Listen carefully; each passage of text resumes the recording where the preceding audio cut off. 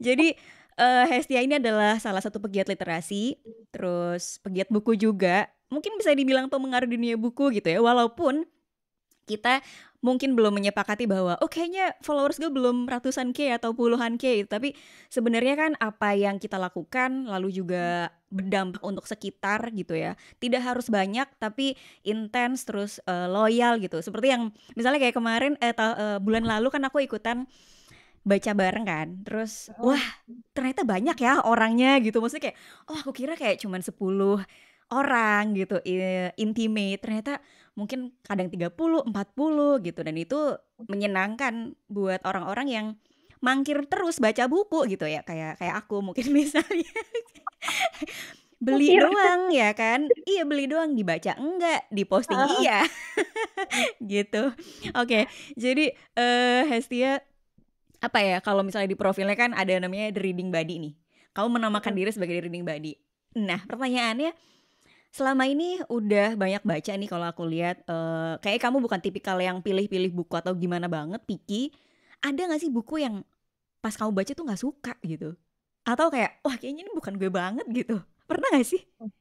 Pernah banget, pernah. Jadi ya namanya juga membaca itu kan suatu yang hal yang personal ya, sifat yang Iya. personal gitu. Sesuatu tindakan yang sebenarnya personal, meskipun bisa diadakan secara kolektif. Dengan tadi Mm-mm. Ida udah nyebutin bahwa aku bikin baca bareng, di mana kita sama-sama baca buku. Aku nemenin kalian, kalian nemenin aku, meski hanya lewat Zoom Oke. aja gitu. Tapi pada dasarnya apa yang kita baca itu semua preferensi personal. Mau apapun mediumnya, mau apapun jenis bukunya, mau apapun Mm-mm. genrenya gitu. Jadi wajar banget kalau misalkan aku juga merasa ada beberapa buku yang this is not my cup of tea. Kayak misalkan ada banyak orang yang merekomendasikan satu buku yang sama ke aku. Ya. Atau kalau misalkan teman-teman cukup aktif dengan media sosial dan ngikutin beberapa akun yang ngebahas soal buku, pasti sering banget ketemu sama satu judul yang diulang terus, itu mulu yang dibahas. Ketika aku Ya. coba, ada beberapa yang berhasil, tapi ada juga beberapa yang oke, kayaknya nggak bisa deh, aku nggak sampai selesai. Oh, itu ada banget, Hmm. ada beberapa yang akhirnya aku did not finish atau DNF, benar-benar yang paling cuma 10-15% aku baca atau 50 halaman pertama aku baca, lalu ya udah aku nggak bisa terusin lagi, aku tinggal. Dan itu Gitu. nggak apa-apa banget ya sebenarnya ya. Ya, oke, nggak usah merasa bersalah karena tidak menyelesaikan bacaan ya. Ya. Daripada kita memaksakan diri untuk menyelesaikan itu, kenapa nggak sisa waktu untuk menyelesaikan, kita buat untuk eksplorasi hal baru. Misalnya eksplorasi bacaan baru, judul baru. Mm-mm. Siapa tahu dari eksplorasi itu kita ketemu satu yang cocok, satu yang bikin kita makin seneng sama membaca, satu satu Mm-mm. judul yang akhirnya kita really really enjoy and celebrate the joyful of reading gitu loh. Iya iya bener, karena biasanya mungkin kayak, aduh gue baca bukunya tuh dikit banget ya, kayaknya sebulan mungkin nggak nyampe 10, nggak nyampe 20 gitu kan. Wow, oke, terlalu banyak sepertinya gitu. Jadi kadang nggak selesai baru 10 halaman terus, duh kayak gue naksir sama buku yang tadi deh gitu, yang udah di rak lain misalnya ya, ada di tumpukan lain gitu. Terus udah terbengkalai aja. Itu hitungannya udah dibaca berarti ya, walaupun nggak Iya dong. selesai. Iya, nggak apa-apa banget. Meskipun kayak cuma 10, kalau misalkan baca baru bab 1 atau bab 2 gitu, nggak apa-apa. At least Ya, kita mencicipi lah, kalau misalnya kayak makanan ya, kita betul. nyicipin dulu, mau terusin nggak Oke gitu. oke. Mungkin Oke penampilannya oke. cantik, apa bukunya, covernya bagus gitu ya. Kan Mm-mm. biasa kan kita manusia kan adalah makhluk yang visual ya Bun ya, jadi melihat apapun dari mukanya Iya dulu iya. gitu, dari penampakannya Dari dulu, setelah appearance-nya dicoba. dulu ya. Iya, setelah kita coba ternyata baca 10 halaman, oke, ini nggak cara aku banget, ini masih nggak cocok Mhm. sama aku, tinggalin dulu ya nggak apa-apa. Oke. Nah, terus kalau ngobrolin soal, suka membaca, karena buat aku membaca itu kan bukan hal yang mudah disukai sama orang ya, apalagi untuk orang-orang baru yang tidak terbiasa membaca gitu. Kalau misalnya dari Hesti, sejak kecilkah atau memang ada momen yang kayak, "Oh, that's, yang aku suka nih ternyata," gitu. Itu pas momen apa tuh? Kalau sadar, "Kayaknya suka baca buku ya," gitu? Eh, itu aku baru menyadari bahwa aku suka membaca ketika SMP sih lebih tepatnya. Meskipun Oke. lingkungan keluarga aku sendiri adalah lingkungan keluarga yang orang tua aku dua-duanya adalah pembaca buku. Aku Ya. dibesarkan dengan ekosistem yang isinya buku, televisi cuma boleh nyala pukul 9 malam ketika TVRI menayangkan dunia dalam berita. Makin Wow, kelihatan umurnya. oke. Jadi Berarti nggak bener-bener nonton aku ini ya, Putri Huanzu, Meteor Garden. curi-curi pun kalau ketahuan Oh, mama sorry. nggak boleh. Oke. Jadi kayak gitu-gitu sih. Tapi aku akhirnya mengetahui bahwa ternyata cara aku mencari mencari kesenangan adalah dengan membaca ya baru SMP. Kebetulan dapat teman-teman close. close friend yang mereka demen banget baca. Aku di masa Iya. SMP itu baru berkenalan dengan serinya Harry Potter, serinya Lord of the Rings, Hmm. serinya Ya. Eragon, seri-seri buku fantasi tapi yang nggak main-main sebelnya gitu kan, yang Yang 300 ribuan ya halamannya halaman ya. gitu.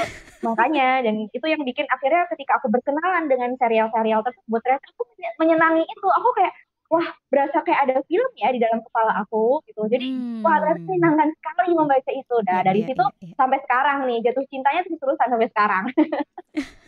Oke, jadi itu first time menyadari bahwa oke, ini menyenangkan gitu ya, berarti saat Mm-mm. SMP dan Mm-mm. ada teman-teman yang mendukung mungkin ya berarti ya. Yes. Oke, Mm-mm. kita akan menjawab pertanyaan dulu nih, ada yang udah nanya dari Ya. HNF Tia, Kak Hesti suka genre apa? Mungkin boleh dijawab? Oh, oke. Aku suka sama genre yang berhubungan sama cerita detektif, police story, Oh. misteri, psychological Mm-mm. thriller.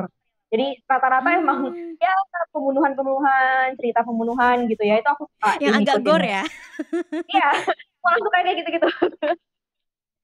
Oke. Terus dulu pernah ini nggak sih apa ya? Pernah punya stigma tertentu terhadap buku tertentu? Misalnya kayak, oh kayaknya nih kalau lo pembaca non-fiksi cenderung orangnya seperti ini nih, atau kalau yang pembaca fiksi berarti kayaknya sastra banget gitu. Pernah nggak ngerasa kayak gitu? Aku pernah banget karena kebetulan mamaku menggemari sastra ya. Jadi yang beneran Oke. dalam kategori sastra. Jadi bacaannya kayak Orhan Pamuk gitu ya. Terus Khalil Oh, Gibran, wow. Eka Kurniawan, Laksmi Pamuncak itu bacaannya mamaku semua. Meanwhile aku nggak belum merasa bahwa itu bacaanku karena aku udah pernah Ya. mencoba baca Catatan Itu Luka tapi ternyata not my cup of tea lagi. Jadi aku meninggalkan Mm-mm. itu. Ketika aku melihat Hmm. mamaku dan sekarang adekku baca bacaan sastra, aku masih merasa bahwa that's not my kind of reading yang mau aku baca karena Mm-mm. aku udah kebayang banget itu bacaan-bacaan yang berat gitu loh. Jadi aku di kepala orang yang baca sastra berarti dia betah banget sama sesuatu yang sifatnya berat gitu. Oh, Atau oke, oke. bisa dibilang aku dulu apa namanya waktu S1 aku ada mata kuliah namanya filsafat ilmu ya, kebetulan aku sekolahnya Mm-mm. di apa namanya ngambilnya ilmu sosial gitu di FISIP, dapat itu kan dan dapat dosen yang kebetulan kalau mengajar kurang bikin entertain mahasiswanya, jadi stigma aku Hmm. terhadap bacaan-bacaan filsafat adalah membosankan. Wow. Sudah dipatahkan kok, sudah dipatahkan karena akhirnya aku Ternyata.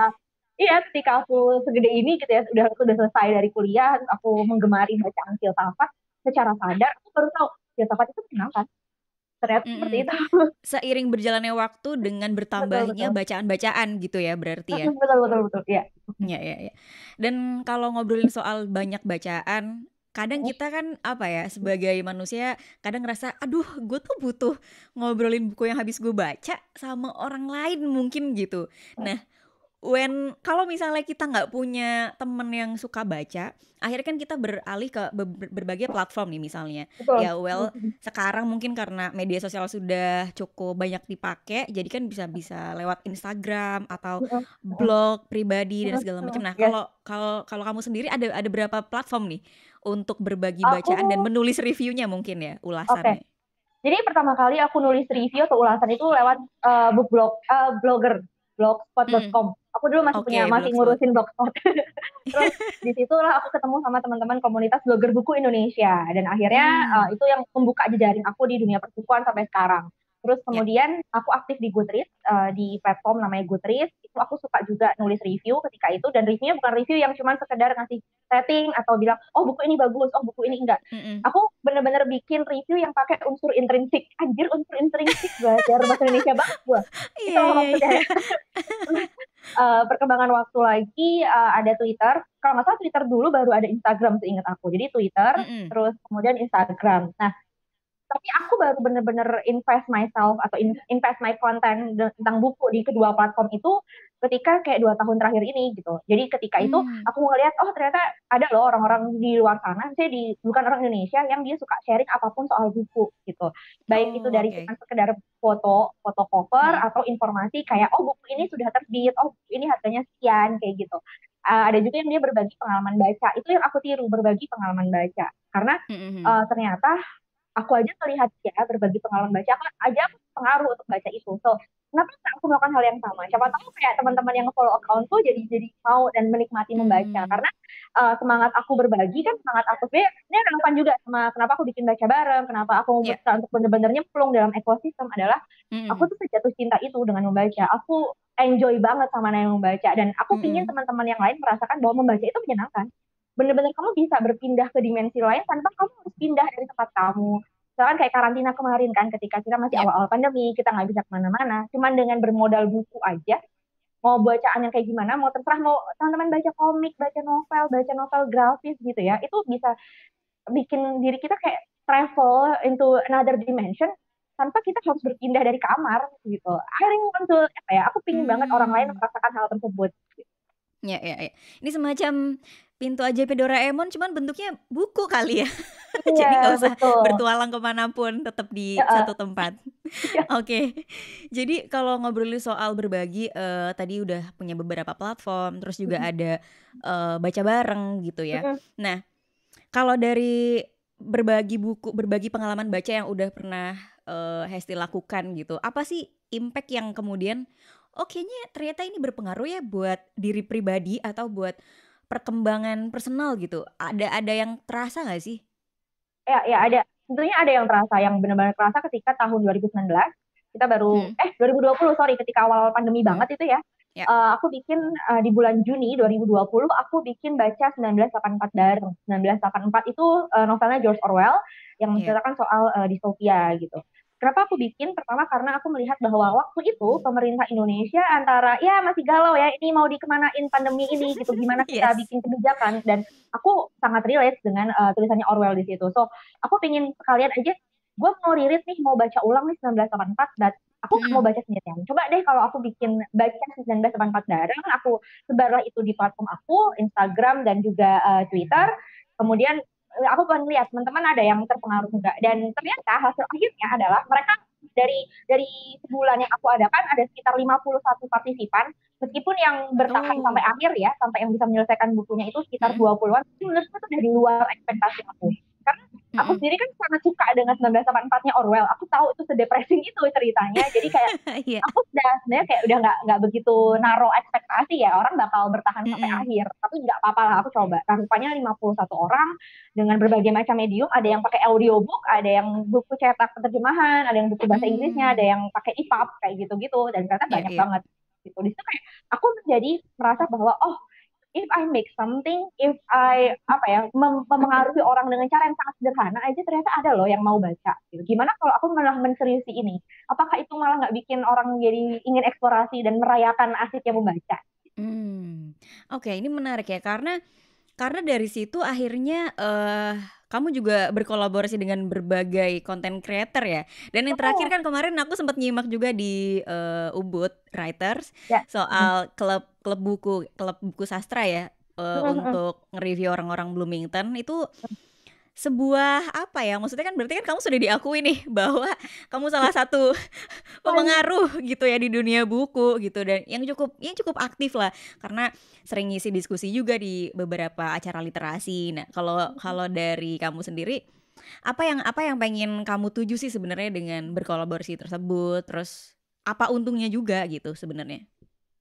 Untungnya adalah aku mendapatkan kepuasan batin dan kesenangan hati. Oh, Oh, sangat satisfaction ya. filosofi.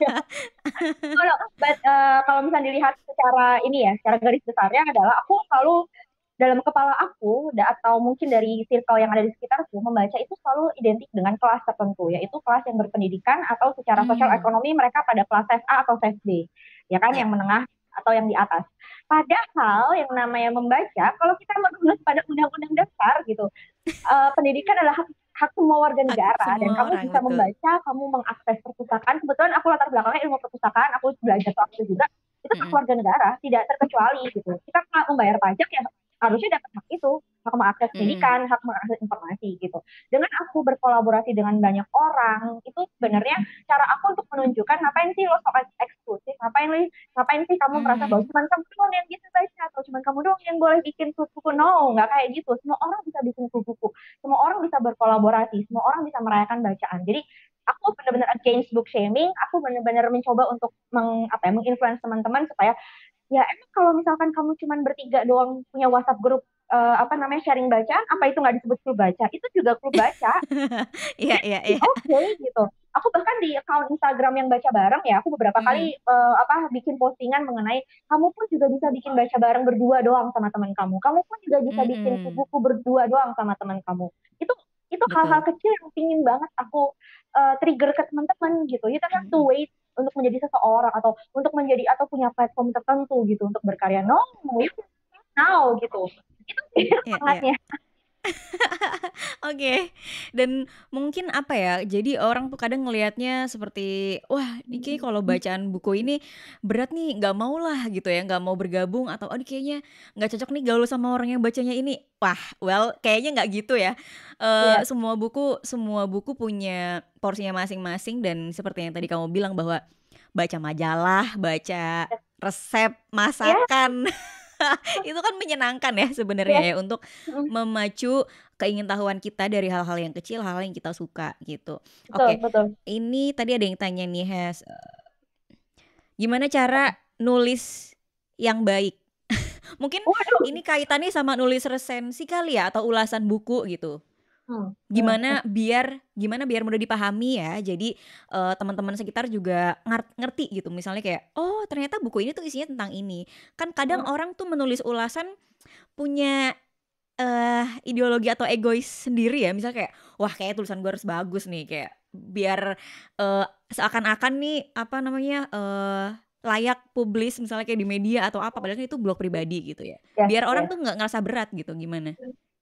Um, ya namanya menulis itu semuanya dari latihan. Yang pertama, kita tidak akan bisa menulis kalau kita tidak bisa membaca. Itu kan udah cycle ya, Bener, nggak bisa ya. banget. Tapi ketika menulis sesuatu, menulis resensi, ya mohon diperhatikan bahwa itu pasti akan menjadi sesuatu yang subjektif, bukan objektif lagi gitu. Ya, iya Hmm, orang kita aja memilih bacaan sesuai dengan preferensi kita, otomatis kita menulis resensi pasti sesuai dengan tadi hasil akhir dari pengalaman baca gitu. Nah, apa ya. yang bisa dituliskan sebenarnya kayak aku pernah belajar pertama kali ya, unsur intrinsi dalam Sering gaya intrinsik. bahasa kayak gitu ya, setting tempat, setting Betul. waktu itu bisa banget. Tapi kalau teman-teman mau pakai cara teman-teman jurnalis kayak pakai 5W1H itu juga bisa. Itu aku Hmm, melatih dari situ juga 5W1H. Terus kemudian banyakin baca resensi-resensi pendek kayak teman-teman yang ada di media. Nggak harus langsung baca yang ada di media massa kayak misalnya di koran gitu. Itu kan cukup panjang. Tapi coba aja cek di Goodreads. Teman-teman yang di Indonesia banyak kok yang pakai Goodreads dan mereka ada yang ya. secara rajin menuliskan resensinya di Goodreads. Jadi kayak contohnya Daniel Dian, mungkin teman-teman di sini ada yang pernah lihat di Goodreads, dia cukup aktif untuk bikin Mm-mm. resensi. Ada beberapa orang juga yang dia menuliskannya dengan sangat compact, padat, tapi benar-benar to the point. Saya nggak suka karena ABCD bla bla bla, selesai. Jadi orang ketika baca Hmm, resensi itu dia bisa memahami, oh dia nggak sukanya karena slow pace, karena terlalu lambat. Nah, kebetulan saya juga mm-mm. nggak suka nih bacaan yang lambat. Oke, jadi saya nggak perlu baca buku ini, kayak gitu loh. Nah, jadi nggak apa-apa Oh, banget oke. kalau misalkan kita mau panjang, monggo, mau pendek tapi padat juga nggak masalah. Kalau buat aku nggak ada pakem yang gimana-gimana ya, karena kalau aku kan menulis resensi karena itu adalah sebagai bentuk feedback. Aku merasa terbantu dengan resensi yang udah teman-teman upload di media sosial, di Goodreads, di Mm-mm. blog. Aku ingin mengembalikan, giving back to the community lagi bahwa aku terbantu, makanya aku mau menuliskan resensi. Oke. Iya dan mungkin bisa dimulai dari hal-hal yang dekat sama kita ya. Misalnya setiap hari kita buka sosial media ya, Ya, kenapa tidak ditulis di situ saja gitu. Alih-alih betul. menulisnya dengan repot-repot bikin website atau bikin Iya, blog pribadi gitu ya. iya, Yang betul. merepotkan tapi nggak nyaman jadinya ya Iya, iya, gitu. iya. Iya. Dan kalau ngobrolin soal berbagi buku, berbagi pengalaman baca atau semangat baca, selama ini nih sejauh ini sebagai seorang pegiat literasi, pegiat buku, kalau dari Hesti ada tantangannya nggak sih? Misalnya, wah ini kayaknya gue harus konsisten baca atau lagi masa-masa males gitu ya. Itu gimana tuh cara untuk tetap straight to the point? Wah, gue harus berbagi soal ini nih gitu. Tantangan yang pertama adalah konsistensi, itu benar banget. Konsistensi untuk Itu kayaknya tantangan nge-post semua ya. orang ya. Iya. Untuk posting, aku untuk membaca, aku itu menjadi coping mechanism aku ketika aku stres, ketika aku udah nggak mau ngadep laptop, nggak mau melarikan Iya. diri dari pekerjaan lah, itu adalah membaca gitu. Tapi untuk mengeposting itu butuh energi dan tagline Bener, gitu, iya. nggak bisa sembarangan kan, karena Iya, aku iya. berusaha berusaha benar-benar memberikan yang terbaik buat follower aku. Ini Mm-mm. standar dalam diri aku dalam pribadi ya. Kalau teman-teman misalkan di sini yang mendengarkan ingin ya udah gue cuman ingin foto bukunya kasih rating tanpa ada penjelasan, dan oke, itu udah cara teman-teman masing-masing gitu. You do you lah ya. Mhm. Tapi kalau di aku punya itu kendala pertama. Kedua, aku nggak bisa bohong kalau ada stigma-stigma tertentu terhadap bacaan atau judul tertentu yang aku baca. Jadi Ya. misal ya ada yang kayak, lu ngapain sih baca penulis tip gitu, ada satu penulis gitu yang Mhm. lagi rame digoreng sama netizen. Mhm. Padahal justru aku penasaran, ini kenapa sih kok rame bukunya, ini kenapa sih penulis ini sampai diomongin dan dijulitin sama netizen. Aku cuma ingin gitu doang gitu loh, bukan untuk merendahin atau gimana, karena aku cuma ingin membayar rasa penasaranku aja. Terus Ya, ya. ya, dan yang terakhir yang sebenarnya agak belakangan ini juga sedang aku alami kan, bagaimana komunitas buku di internet punya kubu-kubu sendiri yang mana aku sayangkan gitu. Padahal seharusnya kita bisa Hmm. berkolaborasi, tapi ada yang malah saling apa ya, membenturkan satu sama lain. Seakan-akan ada yang merasa superior dan ada yang merasa bahwa lu apa namanya, kok lu pingin spotnya sampai segitunya, ada yang seperti itu. Itu aku Mhm. sangat sayangkan, dan aku berusaha untuk bukan netral ya, berusaha berada pada sisi yang suportif, yang tetap Mhm. berpegang pada values aku, yaitu inklusif, suportif, dan ruang yang aman gitu. Iya, iya. Karena memang banyak klub buku juga yang kecil-kecil, dan apa ya, mungkin ada baiknya juga untuk saling berkolaborasi, bener sih kata kamu tadi. Nah, kalau ngobrolin soal itu nih, pernah nggak ditolak atau ya menerima penolakan lah dari beberapa klub buku gitu yang kamu incer terus kayak, "Aduh nih sayang banget nih padahal pengen banget kolaborasi sama dia," atau kalau dari Hesti sendiri gimana tuh? Alhamdulillahnya aku belum pernah mengalami penolakan. Malah Oke. aku yang menolak. Jadi karena pertama aku tahu kan, baca bareng sampai sekarang cuma aku yang handle, karena ya Mmm. baca bareng adalah, kalau misalnya pakai bahasa diplomatis, adalah anak ideologisku. Anak ideologis, Anak oke. prinsip gitu. Maksud aku kayak, aku masih pingin punya ideologi dan values yang aku pegang itu benar-benar dibaca bareng, karena itu otoritas penuhku di sana. Mhm, Values yang aku mhm. pegang itulah dibaca bareng. Jadi ketika ada orang-orang atau komunitas tertentu yang minta aku untuk kerjasama, aku harus benar-benar ngecek value-nya apa. Mereka mau achieve apa? Sejauh mana sih mereka melihat Mmm. bacaan? Apakah cuma sekedar mediumnya aja, atau udah lebih dari itu, beyond just physical book gitu. Karena aku menemukan beberapa klub buku yang mungkin mereka masih perlu untuk eksplorasi ya, bahwa ya membaca itu cuma didikotomi banget non fiksi sama fiksi. Padahal Mhm. aku itu kan ya balik lagi, karena aku punya latar belakang pendidikan itu, jadinya ya menurut aku gerbang untuk membaca itu termasuk komik, termasuk buku anak-anak, termasuk cerita bergambar, itu adalah gerbang untuk membaca. Dengan kita mendikotomi cuma fiksi non fiksi, ya gimana orang mau jadi inklusif membacanya, ya enggak, jadi Mhm, akan merasa, mhm. wah gila, gue kalau mau baca harus judul Sapiens dulu, atau misalkan Iya, Tanduk iya. itu luka dulu. Waduh, wah nggak kekejar tuh tujuan-tujuan awal kita gitu. Jadi ya aku cukup selektif untuk ngajak kerjasama.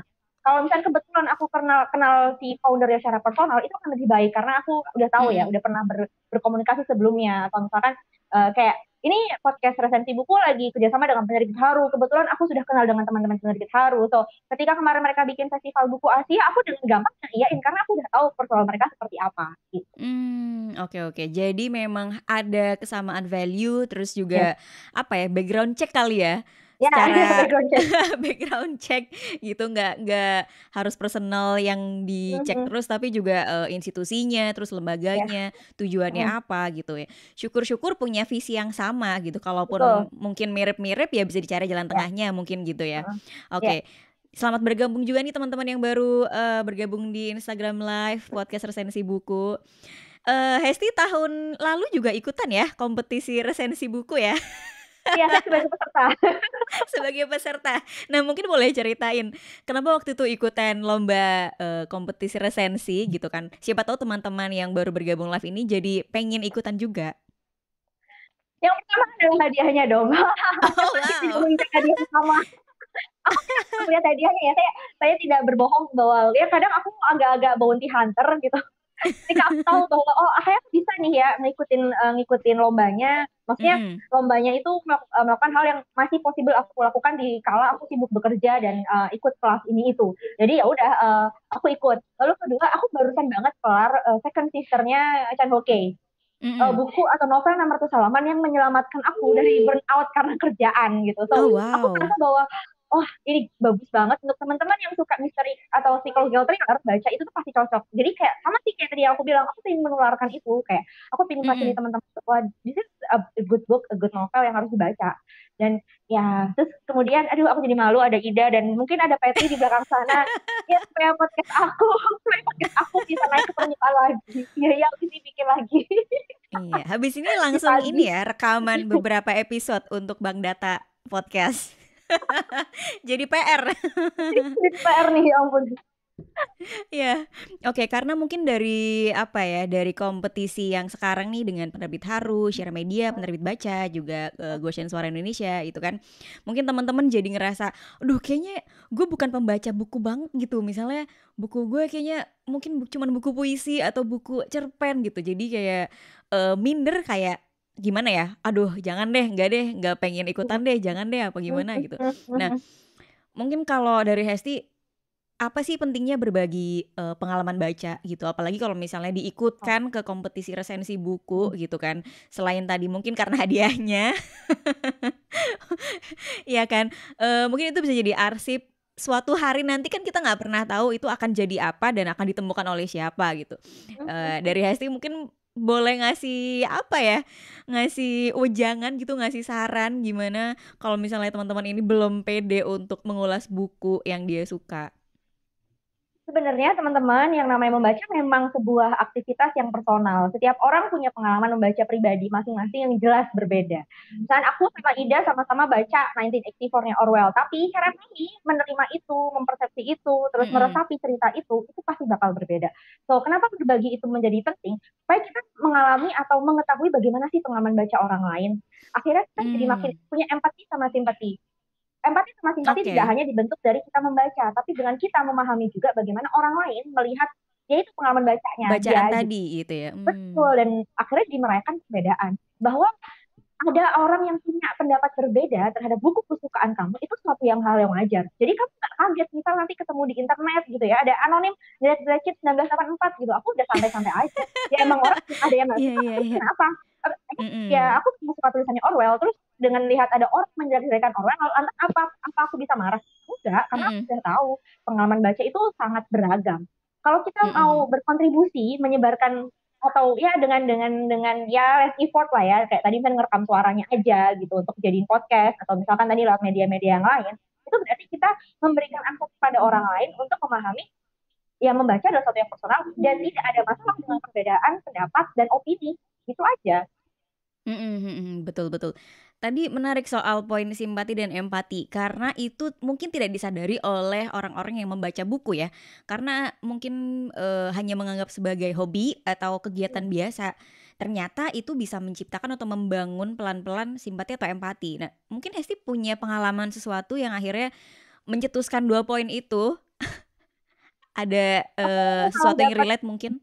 Iya, aku malah dapat apa ya namanya gambaran-gambaran karena gini banyak banget yang kalau misalnya teman-teman di sini sempat ngikutin keributan yang ada di platform sebelah di Twitter soal fiksi dan non fiksi, pasti Iya. banyak banget yang kemudian melihat bahwa ngapain sih lu baca fiksi? Jangan salah, fiksi itu bikin kita jadi makin tahu dari empati sama simpati. Kenapa? Karena kita kita aja manusia itu unik gitu. Aku sama Ida, aku Mhm. mungkin nggak akan pernah mengalami pengalamannya Ida pakai jilbab. Mungkin Ida pernah bepergian atau bekerja di sebuah kantor yang mostly laki-laki. Ida menjadi seorang perempuan berjilbab satu-satunya di kantor itu. Karena aku nggak mengalami dong aku nggak pakai jilbab. Ya kan, dengan aku Mhm. baca bukunya Ida yang menceritakan hal tersebut gitu, aku jadi bisa refleks, oh ternyata di luar sana itu ada orang yang Mmm.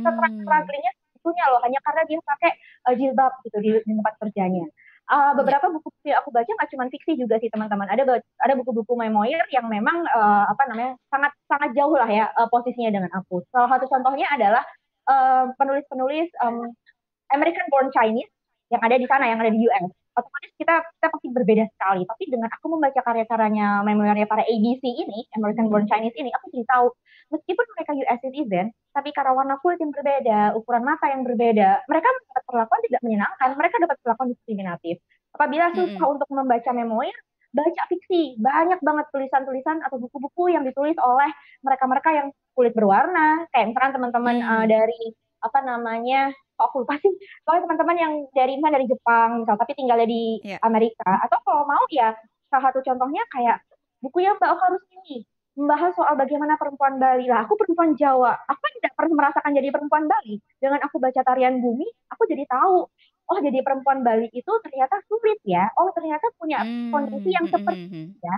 Gitu. Akhirnya ya, kita ya, bisa ya. empati. Nantinya ketika misal kita bekerja dengan seorang perempuan Bali, misal seperti itu, kita nggak main asal stigma atau labelizing segampang itu karena kita sudah tahu, sudah baca. Oh, strugglingnya perempuan Bali itu kayak kayak gini gini gini. Oke, mungkin cara aku berkomunikasi harus lebih lembut misal seperti itu. Harus Mm-mm. bagaimana? Itu sih menurutku.